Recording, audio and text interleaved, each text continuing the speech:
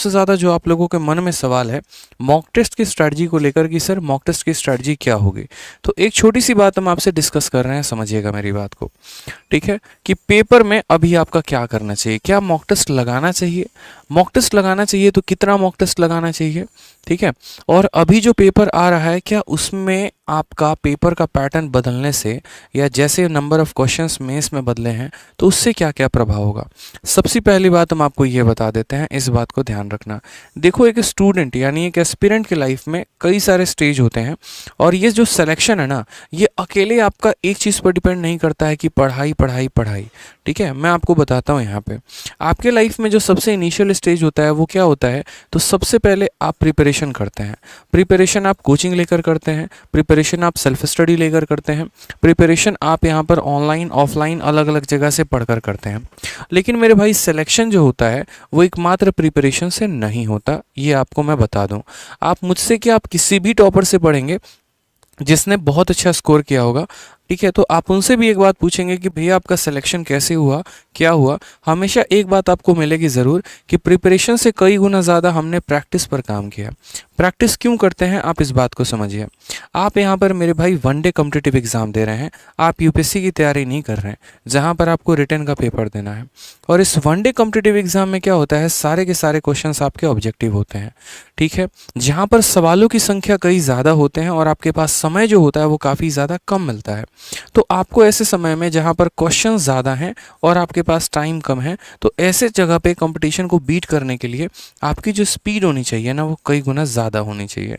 और स्पीड ज़्यादा कब आती है, स्पीड ज़्यादा सिर्फ और सिर्फ एक चीज़ से आती है, वो होता है प्रैक्टिस।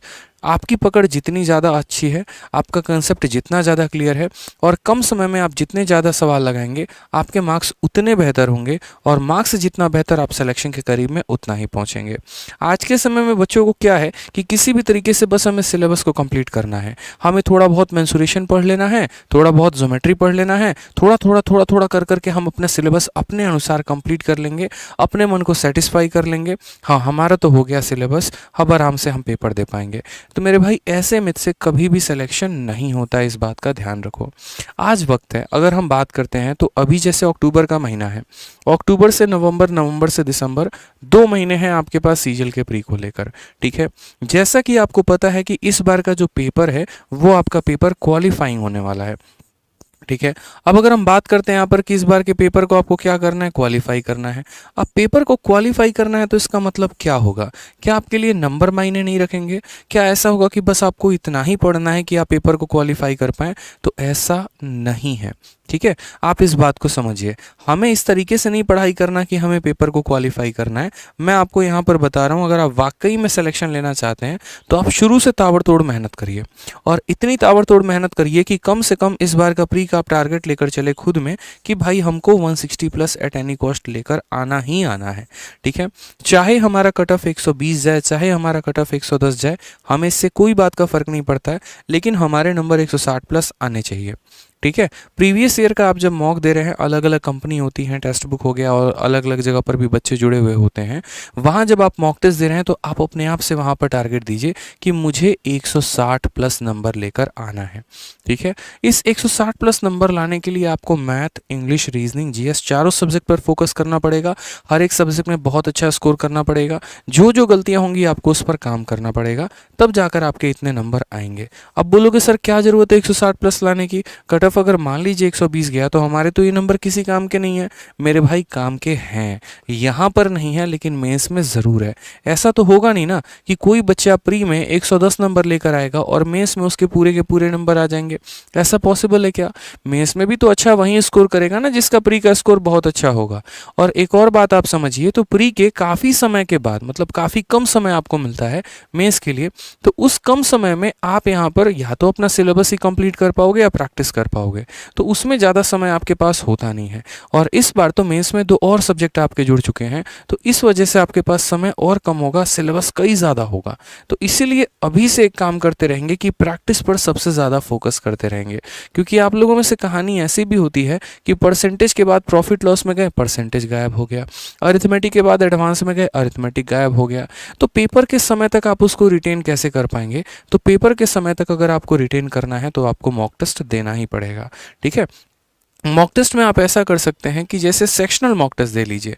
मैथ्स का एक सेक्शन का अलग मॉक टेस्ट हो गया, रीजनिंग का आप सेक्शनल लगा रहे हैं डेली के डेली, आप ऐसा भी कर सकते हैं, आप फुल लेंथ मॉक भी दे सकते हैं। आपका जो स्टडी का रूटीन होना चाहिए ना, वो आपका डेली कम से कम एक मॉक तो आपका इंक्लूड होना ही चाहिए रूटीन में आज के समय में।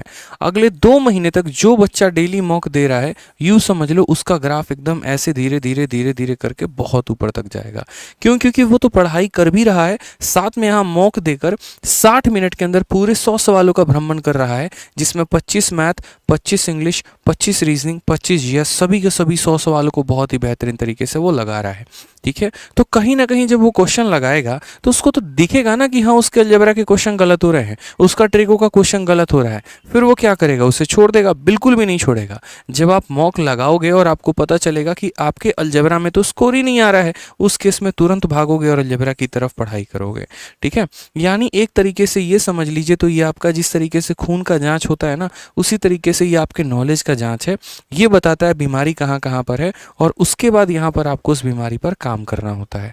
जो बच्चा अपने कमियों पर जितना ज़्यादा काम करेगा, उसका स्कोर उतना बेहतर होता चला जाएगा। तो आज से आप लोग अपने मन में ठान लीजिए एक बात, बहुत प्यारी सी बात है, कि आज से हम पढ़ाई तो करेंगे ही करेंगे, साथ में हम डेली एक मॉक टेस्ट देंगे ताकि हमारा लेवल इंप्रूव हो। मॉक टेस्ट के साथ साथ आपको बच्चे एक और काम करना है, और वो है कि आपको अपना एक डायरी ऑफ मिस्टेक्स बनाना है। ये डायरी ऑफ मिस्टेक्स की क्या ज़रूरत है? तो मेरे भाई, जितने भी मॉक टेस्ट में आप गलतियां करोगे ना, जैसे मान लो कि आपने पढ़ा, मान लीजिए जीएस का एक क्वेश्चन आया छोटा सा, कि गाजर में कौन सा विटामिन पाया जाता है। अब आपको पता ही नहीं है कि विटामिन ए होता है, विटामिन बी होता है, विटामिन सी होता है, और आप बार बार इन चीज़ों को भूल जा रहे हो, तो पक्का है कि पेपर में भी आप कोई ना कोई गलती ज़रूर करोगे ऐसा। तो इसीलिए जो छोटी छोटी गलतियां होती हैं, जैसे रीजनिंग में काउंटिंग फिगर की गलती हो जा रही है, आप एग्जैक्ट नंबर ऑफ ट्रायंगल या रेक्टेंगल काउंट नहीं कर पा रहे हैं, मैथ्स में आप बार बार मेंसुरेशन का फॉर्मूला भूल जा रहे हैं, तो ये सारे के सारे काम आपको क्या करना है? डायरी ऑफ मिस्टेक्स में मेरे भाई लिखना है, और आपको उसके ऊपर काम करना है। आप मिस्टेक्स में लिखो कि भाई ये मेंसुरेशन का फॉर्मूला बार बार गलत होता है, मैं डेली इसे रिवाइज करूंगा। ये वोकैबुलरी है, बार बार गलत होती है, हम इसे डेली रिवाइज करेंगे। ये स्टैटिक जीके का क्वेश्चन है, बार बार गलत होता है, डेली रिवाइज करेंगे। रीजनिंग का एक पर्टिकुलर ये चैप्टर है या पर्टिकुलर सीरीज है, ये पर्टिकुलरली हमें ध्यान रखना है ताकि हमारे पेपर में गलती ना हो। मेरा मानना ऐसा है कि अगर आप अपने हर एक छोटे छोटे लूपहोल्स पर काम करना शुरू करें, तो आप बहुत अच्छा परफॉर्म कर पाएंगे, और जितना अच्छा आपका परफॉर्मेंस, उतना बेहतर आपका सिलेक्शन। क्योंकि इस बार जिस तरीके से वैकेंसी है, इस वैकेंसी का जिस बच्चे ने फ़ायदा उठाया, जिसने अपने ऊपर काफ़ी ज़्यादा काम किया, गारंटेड है कि नौकरी वहीं लेकर जाएगा। ठीक है, हमारी जो बुक है 60 मॉक टेस्ट की, वो आ चुकी है। ठीक है, और 60 मॉक टेस्ट की बुक जो है वो मेरी मेंस की बुक है।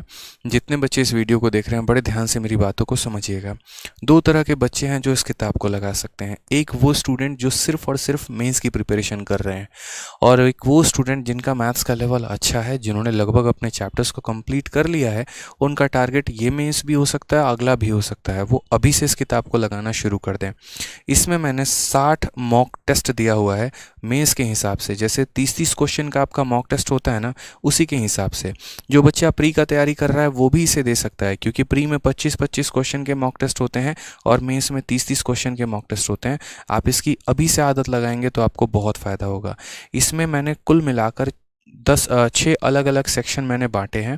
ठीक है, और वो 6 अलग अलग सेक्शन हमारे क्या हैं, मैं वो भी आपको बता देता हूँ।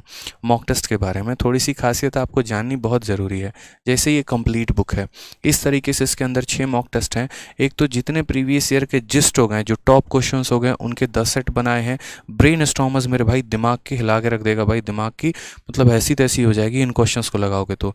मेंस का बाप है ये लेवल, ये ब्रेन स्टॉर्मर्स जब लगाओगे तो। ये खुद क्रिएट किया मैंने बैठ के, सारे क्वेश्चंस खुद बनाए हैं। ज्योमेट्री के, ओलंपियाड के, ऐसे ऐसे क्वेश्चंस है ना, लगेगा फील आएगा कि बना रहे हो यहाँ पे।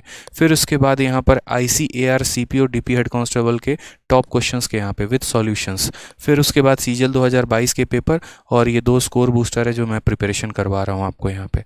तो अमेजन और फ्लिपकार्ट दोनों जगह पर अवेलेबल है। इसके पहले कि आउट ऑफ स्टॉक हो जाए, परचेस कर लीजिएगा। सर्च करने के लिए या तो 60 mock test by Aditya Ranjan type कर लो, या दोनों जगह पर बस मेरा नाम टाइप कर लो, पीली कलर की ये किताब आएगी, आप परचेस कर पाएंगे। दोनों जगह आदित्य रंजन टाइप करना आ जाएगा और उसके बाद यहाँ से आप परचेस कर सकते हो। ठीक है, बुक को मंगाओ और मंगा कर घर में रखना नहीं है, पढ़ना है भाई, सीखना है इसको, इसीलिए तो मंगाया है यहाँ पे। यकीन मानिए ये आपके लेवल को बहुत ऊपर लेके जाने वाली है। बहुत दिल से ये किताब बनी है। ठीक है, अच्छे से इस पे मेहनत करो आप लोग, और आप इस परिवार से जुड़े रहो और अच्छी जानकारी आपको मिलते रहे। तो अभी तुरंत सब्सक्राइब के बटन को टीप देना है और जो है नोटिफिकेशन बेल ऑन कर लेना है।